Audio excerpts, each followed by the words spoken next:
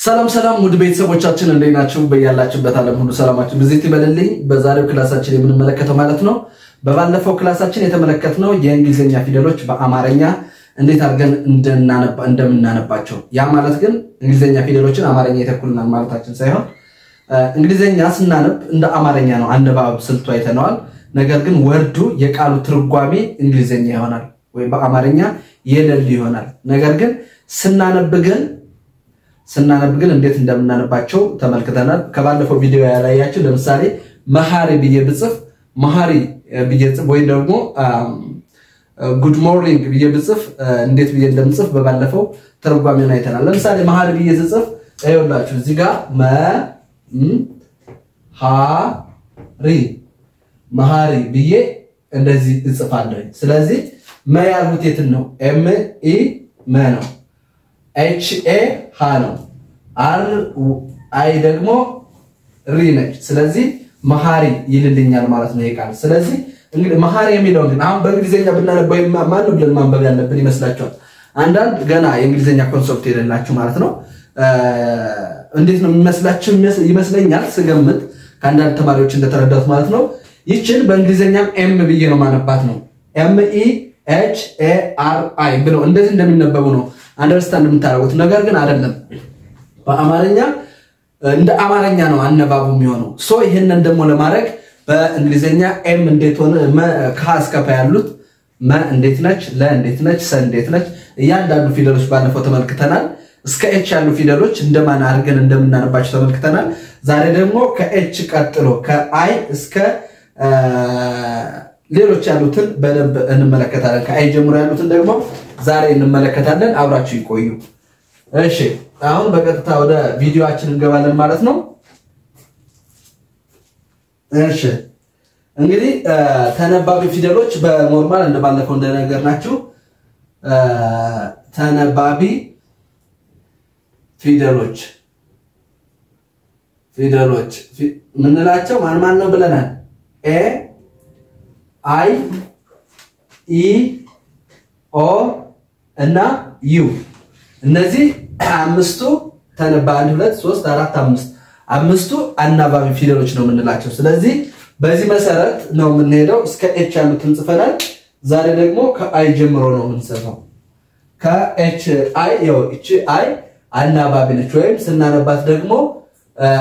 ራሷን ችሎ ስናነባት ደግሞ ያው ኢ ብለን እናነባታለን ማለት ነው። ኢ ብለን ነው የምናነባት። ነገር ግን በራሷ ከሀ እስከ ፐ ካሉ ፊደሎች ውስጥ የያዘችው ፊደል የለም ማለት ነው። እሺ ከዚህ ቀጥሎ ከአይ ቀጥሎ ጄ ነው የምናየው። ጄ ፊደል እንግዲህ ይሄ ማለት ጄ ማለት ይሄ ፊደል ነው። ጄ ማለት ይሄ ፊደል ነው። ይሄ ፊደል እንግዲህ እንደማን ይነበባል ማለት ነው? እኩል ይሆናል ብለን እንደ ጄ እናነባዋለን። እንደ ጄ ማለት ይሄ ፊደል ማለት ነው። ጀ ብለን እናነባዋለን ማለት ነው። ይሄ ሲነበብ ከጀ እስከ ጆ ለማድረግ ደግሞ እንዴት እናደርጋለን? ጀ ስንል አሁን ጀ ጁ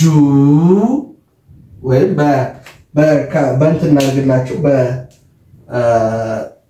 ሌተር ላድርግላችሁ ማለት ነው። እሺ ጄ ጁ ይሄው እንደባለፈው አናባቢ ፊደሎች አንቀይራቸው። እነዚህን አንቀይራቸው። ጂ ጃ ጄ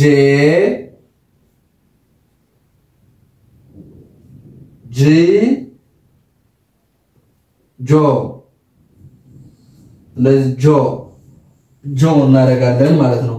እሺ ከዚህ ቀጥሎ የምናደርግ ደግሞ ከጀ ቀጥሎ የምንመለከተው ፊደል ማን ነው የሚሆነው? ኬን ነው። ኬን ፊደል እንመለከታለን። ኬ ፊደል እንደማን ነው የሚነበብልን? እኩል ነው እንደ ከ ነው የሚነበብልን። እሺ ኬ ፊደል እንደ ከ ነው የሚነበብልን። ይሄ ለየት ላድርግላችሁ። ይሄ እንደ ጀ ይነበብልናል። እንደ ጀ ይሄ እንደ ከ ሲነበብ ነገር ግን ኬ ፊደል እስከ ኮ መያዝ አይችልም። ኬን አንዱ እንደ ጀ የምናነበው ፊደል አሁን ለምሳሌ ጅ ብቻ ከጀ እስከ ጆ ልናረጋው አንችልም ኬ ደግሞ ከከ ጀምሮ ልናረጋው አንችልም አናባቢ ፊደሎችን እነዚህን አምስቶችን መጠቀም ያስፈልገናል ስለዚህ ማን ናቸው ያው ምን ጊዜ አንደኛ ፊደል መታናበበልን ኢ ፊደል ነች ማለት ነው ኩ ስንል ደግሞ ያው ዩ ነው ዩ ፊደል ነው ሁለተኛ ፊደሎችን በአማርኛ ሁለተኛ ፊደል ልክ ላይክ ቀጥል አሁን ኩ በእንግሊዘኛ በአማርኛ ቢሆን እንደዚህ ሆኖ ኩ መሆኑን እናቀው በዚህ ቅጥል ነው አይደለም በዚህ ቅጥል ነው እናቀው ጀም ጁ መሆኑን እናቀው ላይክ እንደዚህ አድርገን ጀ ካረግን በኋላ ሁለተኛ ፊደል መሆኑን እናቀው ጁ እዚች ጋር እንደዚህ በማድረግ ነው ላይክ እነዚህ ዩ ኢ የነዚህ አምስቱ ስራ ይሄ ነው ማለት ነው እንደ ምልክት ነው ማለት ነው ምን ተጠቀምባቸው ስለዚህ ግር እንዳይላችሁ ነው በመሃል ማስረዳችሁ ማለት ነው እሺ ኩ ብለን ከዛ የሁለተኛ ፊደል ምልክት ምን ጊዜ ቢችላት ዩ ናት ዩ እቺ የሁለተኛ ፊደል ምልክት ናት ማለት ነው ሶስተኛ ደግሞ ኪ ስንል አይ ይሄው ካ ኤ ኬ ኢ ክ የስድስተኛ ፊደሎች አናባቢላቸው ኬ ኦ አያችሁ እዚህ ጋር ሰባተኛ ላይ ኦ ነው ያነበበልን ስድስተኛ የዚህም የለም አምስተኛ ኢ ነው ያናባበልን አራተኛ ኤ ነው ምልክቱ የአምስተኛ ፊደል አይ ነው ማነው የሶስተኛ ፊደል አይ ነው ምልክቱ የሁለተኛ ፊደል ዩ ነው የአንደኛ ፊደል ደግሞ ኢ ነው ማለት ነው ምልክቱ በዚህ መልኩ እንቀጥላለን እሺ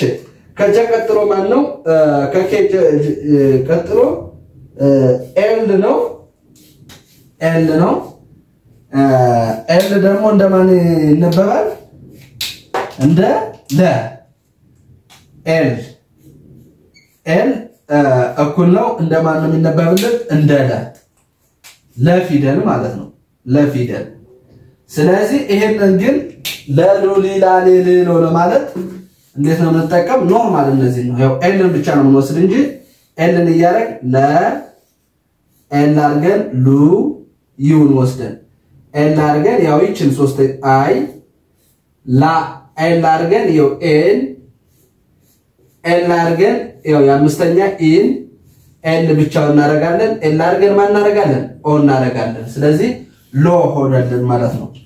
እሺ ከኤል ቀጥሎ ኤም ነው ኤም ፊደል ነው ኤም ደግሞ እንደማን እናነባለን ያልነው በባለፈው ትምህርታችን ኤምን እንደ መ ነው እናነብብልናል ስለዚህ ኤም እንደ መ ሲነበብልን ስለዚህ ከመስከሞ ብለን ለመጻፍ ግን ከመስከሞ ብለን ለመጻፍ ይው እቺ ፊደል ነው ኤምን ያረግን መ ኤምን አርገን ዩን ሙ ኤምን አርገን አይ ኤምን አርገን ኤምን አርገን ኢን ኤምን አርገን ምንም አናረግ ስድስተኛ ፊደል ስለሆነ ኤም አርገን ኦ ሞ እንላለን ማለት ስለዚህ መሙ ሚ ማ ሜ ም ሞ እናረጋለን ማለት ነው ከዛ ከመቀጥሎ ነ ወይ ኤን ነው ምንጽፍ ኤን ደግሞ እንደማን ይነበብልናል መሰላችሁ እንደ ነ ይነበባል እንደ ነ ኦኬ እንደ ነ ይነበብልናል እንደ ነ ነው የሚነበብልን ስለዚህ ነ ነው ኒና ነ ነው ስንል ለምሳሌ ነ ኤን ኢ ነ ኤን ዩ ኑ ኤን አይ ኒ ኤን ኤ ና ኤን ኢ ኔ ችግበትንሽ በስሞል አርገላችሁ ኤን ኢኔ ኤን ብቻ ን ኤን ኦ ኖ ይሆናል ማለት ነው ኤን ኦ ኖ ይሆናል ማለት ነው መልካም ምክንያቱም ለምሳሌ እነዚህ ከነ እስከ ያስፈልጉን ከአንደኛ እስከ ሰባተኛ ፊደል ያስፈልጉን ለምንድን ነው አንድ ሰው አሁን ለምሳሌ እዚህ ውስጥ አሁን ለምሳሌ እዚህ ጋር ጃጓር ብለን ብንጽፍ ጃል መጽፍ አለብኝ ጁስ ብዬ ብጽፍ አሁን ጁስ እንደዚህ ነው ጂዩ ነው ምጽፈው ጁስ ማለት አሁን ጭማቂ ነው አይደል ጁስ ማለት በነገራችን የአማርኛ ቃል እንደመስላችሁ ጁስ ማለት የእንግሊዘኛ ቃል ነው በአማርኛ ጁስ ማለት በአማርኛ ጭማቂ ነው ስለዚህ ጁስ ብዬ ብጠቀም ጁን ነው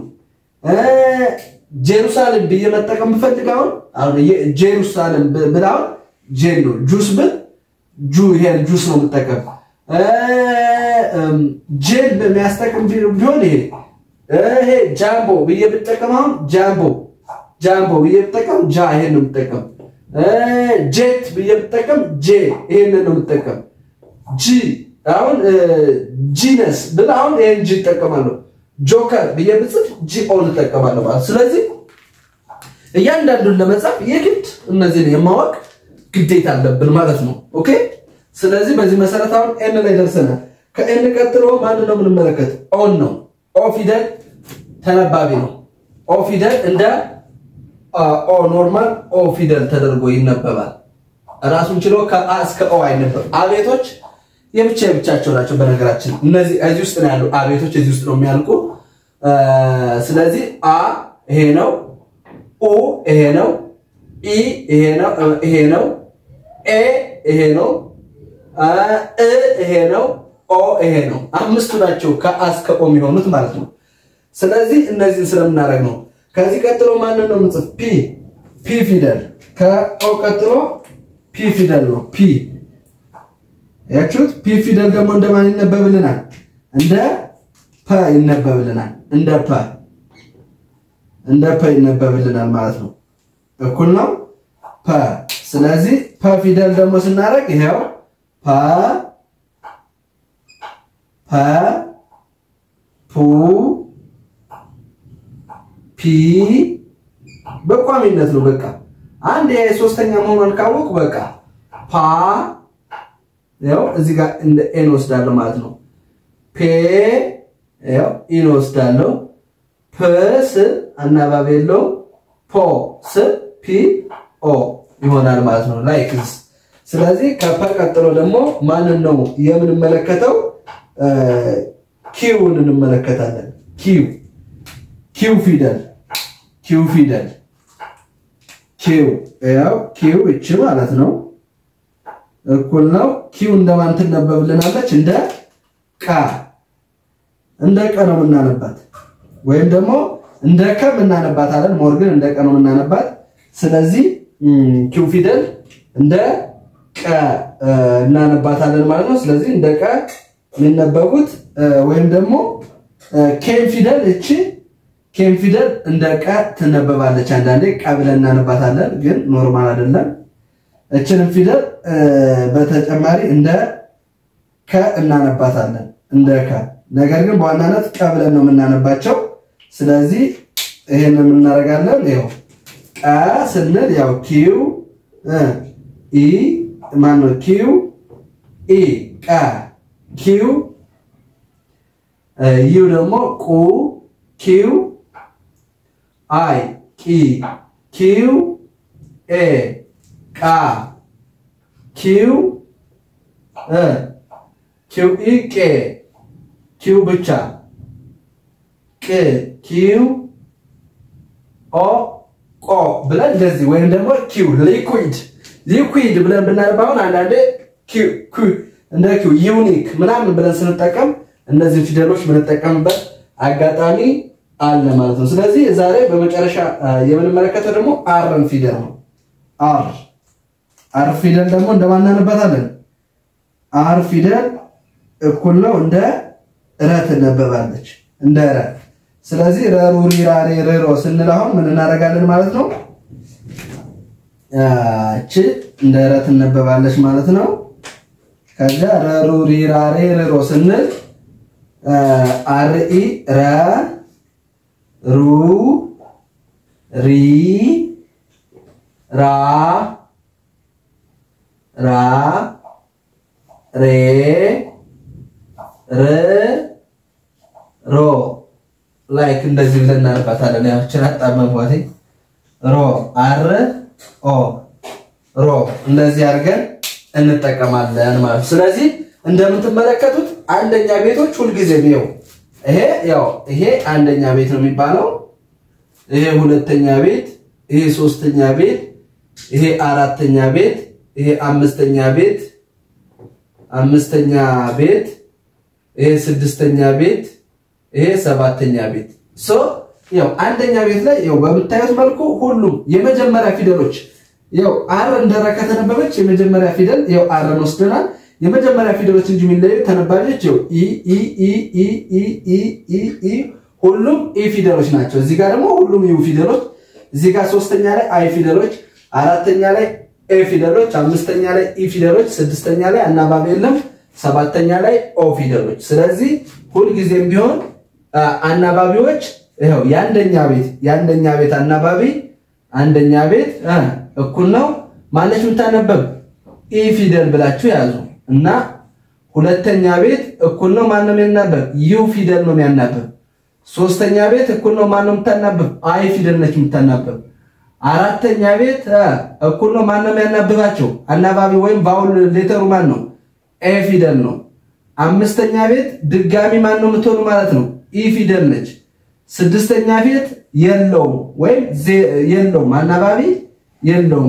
ሰባተኛ ቤት ማን ይሆናል ማለት ነው ኦ ፊደል ይሆናል ማለት ስለዚህ ቫውል ሌተሮች እነዚህ ምን እንላቸዋለን ቫውል ሌተር ናቸው እነዚህ ቫውል ሌተሮች ወይም አናባቢ ፊደሎች እንላቸዋለን ስለዚህ ከአንድ እስከ 5 አንደኛ ቤት ስንል ለምሳሌ ሀ ለምሳሌ እዚህ ጋር ብንል ጄ ማለት አንደኛ ነው ጁ ሁለተኛ ነው ጂ ሶስተኛ ነው ጃ አራተኛ ነው ጄ አምስተኛ ነው ጂ ስድስተኛ ጆ ሰባተኛ ነው ማለት ነው ስለዚህ በዚህ መሰረት ነው ከአንድ እስከ 7 ያሉ ፊደሎች አናባቢዎች እንደዚህ ናቸው በእንግሊዘኛ ውስጥ አናባቢ ፊደሎች ሙሉ ለሙሉ እነዚህ ፊደሎች ናቸው ማለት ነው ስለዚህ እነዚህ ፊደሎች በቋሚነት መጠቀም አለብን ስናነብም ስንጽፍም ያለ እነዚህ ፊደሎች እንግሊዘኛ ያለ እነዚህ ፊደሎች መጻፍም ማንበብም አንችልም ማለት ነው ስለዚህ ዛሬ እስከ አር ያሉ ፊደሎችን ተመልክተናል በቀጣይ ደግሞ ከአር ጀምሮ እስከ ዜድ ያሉ ፊደሎችን እንመለከታለን ጠቅላላ ባለመልኩ ደግሞ አንድ ቀን ሙሉ ለሙሉ አሳያችኋለሁ በደንብ ፎከስ አድርጌ አሳያችኋለሁ ማለት ነው ሁላችሁም ተከታተሉ መልካም ቆይታ ነበር አሪፍ ቆይታ ነበር ስለ ቆይታችን በጣም አመሰግናለሁ ቴንኪው እስካሁን ስላያችሁኝ ማለት ነው ሁላችሁም ግን ላይክ ኮሜንት ሰብስክራይብ እንዲሁም ሼር አድርጉልኝ ለዛሬው በዚህ በቀናል መልካም ጊዜ